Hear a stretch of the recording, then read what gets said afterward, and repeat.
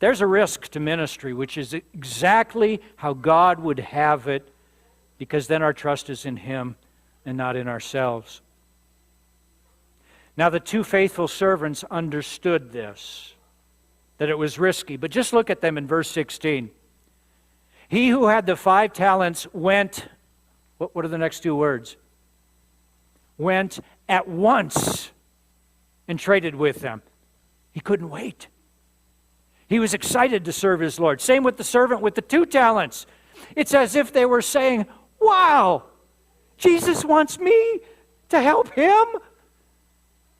Jesus, who died on that cross and gave me forgiveness, and He gave me His friendship, and He gave me His Father, and He gave me His home, and He gave me His eternity, and He gave me my life and my talents and my gifts, and Jesus wants to use me?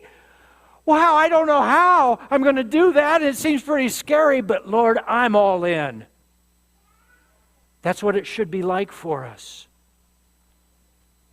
But the faithless servant, the foolish servant, do you see any of that spirit in him? For the faithful servants, their working for God was a work of worship. It was a work of love for their Lord who had given everything for them, but not for the faithless servant. You fast forward to when the master returns and brings his servants before him. In verse 24, the faithless servant comes before his Lord, and he says, and I want you to notice his words, because they tell us what's in his heart. Master, I knew you to be a hard man. Is there any worship there? There's no worship. And then verse 25, so I was afraid, and I went and I hid your talent in the ground. Here, have what is yours. No love there, is there? And what the master says to him in reply just chills me to the bone whenever I hear it read. And I just whisper a prayer to God, Lord, no, may it never be me in that place. And Lord, may it never be any person who's hearing me now here in this room or at home. The master says to the servant, you wicked and slothful servant. Not only are you wicked, but you're lazy.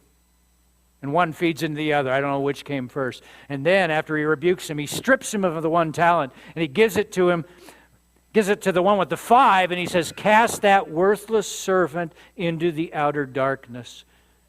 You see, at the end of the day, this worthless servant did not know the master. You're a hard man. Oh, no, that's not my Lord. That's not Jesus. My Lord is good, and my Lord is kind, and my Lord is generous, and my Lord loves me recklessly. And when He's tough on me, and He is sometimes, He takes me out to the woodshed, but it's for the best of reasons. Because my God is the best of fathers, and He disciplines me for my good. And He calls me to live a life of discipline for my good, and I love Him for it. That He treats me as His steward, as a king. And because I love Him, I want to serve Him. I want to take the time and the talents and the treasure that God has given to me, and I want to give them right back to Him. And I pray, my friends, I pray that this is each of our attitudes here this morning. I pray that this reflects your heart as well.